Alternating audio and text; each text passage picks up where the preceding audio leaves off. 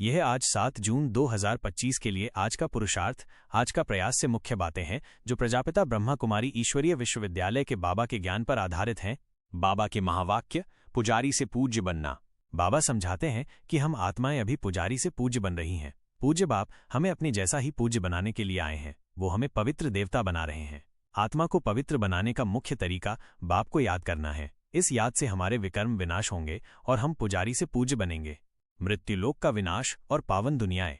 ये निश्चित है कि इस मृत्युलोक का विनाश होगा। बाबा बताते हैं कि 2 पावन दुनियाएं हैं, मुक्तिधाम मुक्ति और जीवन मुक्तिधाम जीवन मुक्ति। सभी आत्माएं पवित्र बनकर मुक्तिधाम चली जाएंगी और ये दुखधाम विनाश हो जाएगा। योगबल और याद की यात्रा।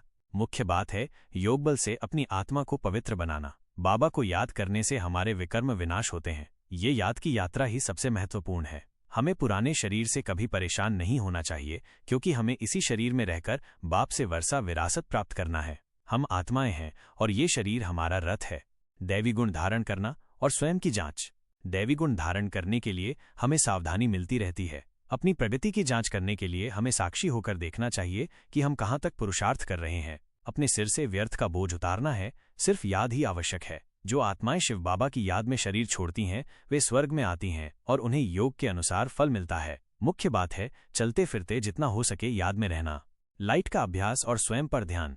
इस अंतिम समय में लाइट हल्का रहने का अभ्यास अत्यंत आवश्यक है। हमें केवल स्वयं पर ध्यान रखना है और लाइट का अभ्यास करते रहना है। यही अभ्यास परिवर्तन की कुंजी है। अंत समय में सावधानियां और दृढ़ता। भले ही सभी बच्चे आगे बढ़ना चाहते हैं, लेकिन अब समय अंत का भी अंत जा रहा है। इसका अर्थ है कि बचा हुआ कोई भी व्यर्थ का हिसाब किताब किसी भी रूप में किसी भी आत्मा के पास आ सकता है। इसलिए इन सब बातों की परवाह किए बिना हमें अपने स्वमान की सीट पर स्थित होकर साइलेंस, शांत रहने और साक्षीपन, उदासीन दर्शक की सीट का पूरा अभ्यास करना है। हर सेकंड स्वयं पर ध्यान देना है कि हम अपनी सीट पर स्थित होकर प्रभाव मुक्त हैं। निश्चिंत रहना और शिव बाप का साथ।